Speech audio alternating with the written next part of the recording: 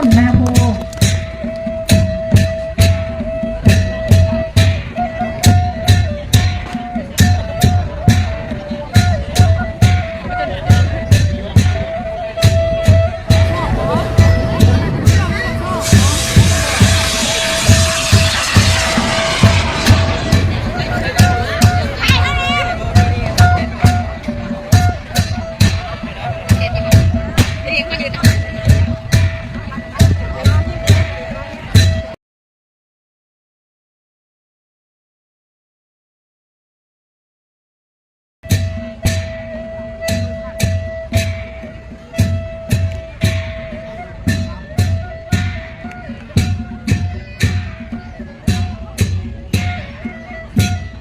อีก3 ปีนี่ก็มาคลอดอีกอยู่ได้เด้อจะเท่าจบได้ยังอีกอยู่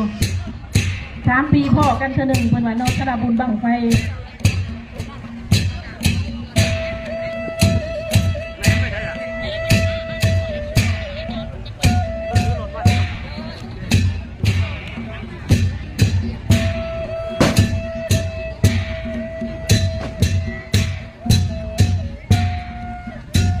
ขอแจ้งตัวมืออีกคนหนึ่งให้กับขบวนพยงมอต้นนาโพ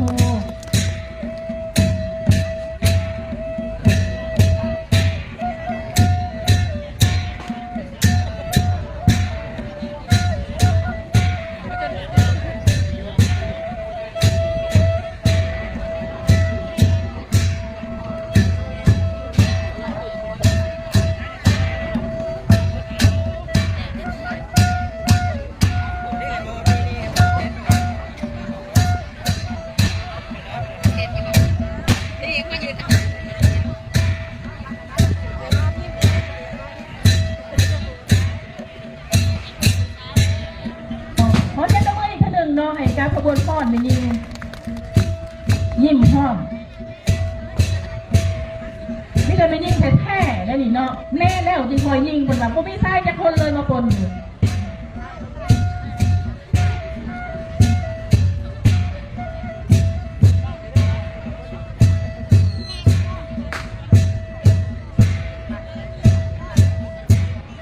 มาเบิ่งแล้วชาวบ้านโพนสูงมีตะปูงามๆเนาะและก็มีห้อยยิ้มที่หนาหักอีกตรงกับว่าชาวบ้านโพนสูงแท้ๆได้นี่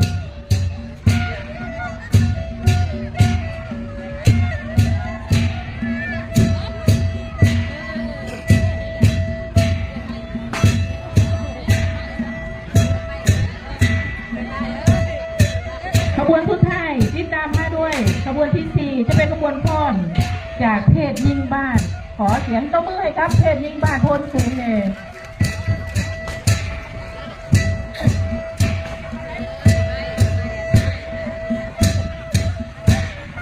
สำหรับขบวนพ่อนจากเพศยิ่งบ้านนี่จะเป็นลงจุดประเพณีลาวเนาะอันนี้เท้าลาวแท้ๆพลเมืองยิ่งลาวแท้ๆก็ต้องเป็นนุ่งปิ่นเนาะเรียนแท้เก้าผมเนาะอันนี้เป็นยิ่งลาวเขาแท้ๆตัวนี้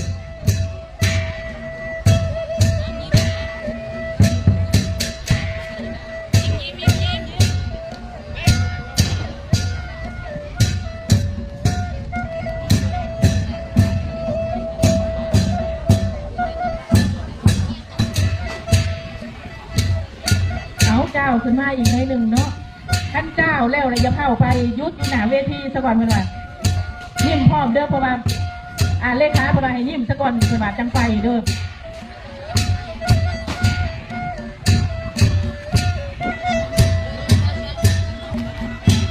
เมื่อนี้พอดีเขากับบรรยากาศแดดแน่เนาะเลยก็เป็นลมๆในจัง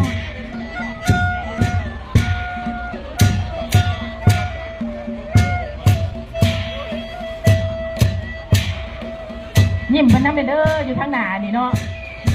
ขอให้ยิ้มทางหน้าทางกลางทางหลังนี่แม่มันว่าขอเสียงตบมือขึ้นให้ครับแม่ยิ่งบ้าน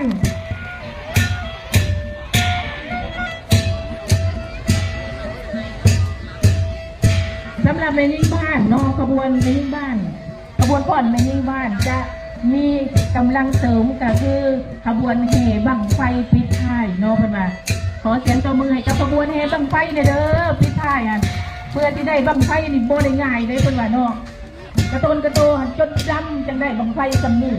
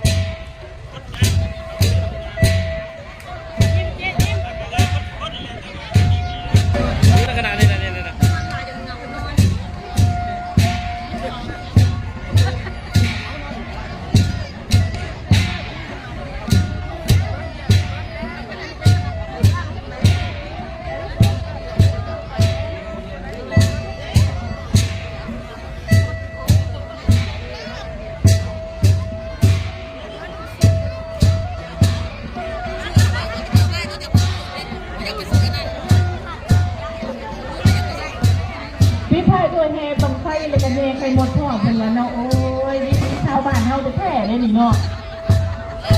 ยามนี่ก็เป็นยามแยงไข่หมดแดงเนาะ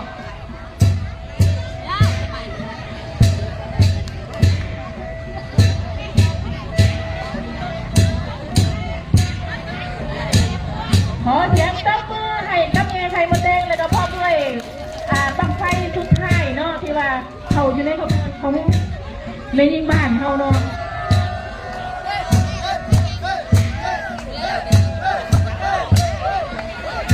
อย่าลืมกางหน้าให้แต่ละขบวนก่อนเนาะทีขบวนเนาะทีขบวน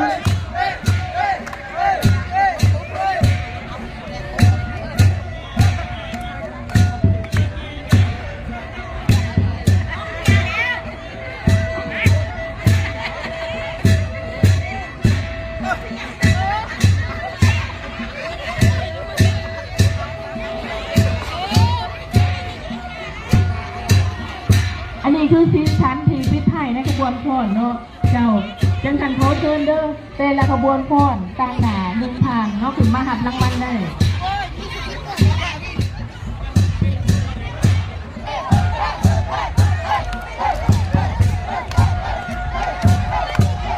เจ้าลักษณะขบวนฟ้อนก็ไปทางสีขบวนขอพระเจ้าสาวกระบวนเต้นทีเดย์ทีเดย์ขาขึ้นก็เป็นข้อย3ขอมอบเวทีแก่ครับจะตั้งทีขอขอบใจ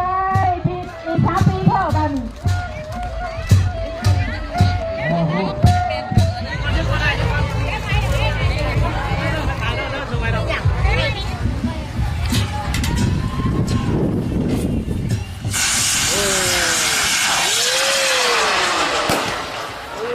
ไปที่เดิมเลยโน่นั่นตกแล้วน้องปลาไม่ไปอ่ะแล้วจะรู้ไงตัวไหนได้สูงกว่าได้ต่ำกว่า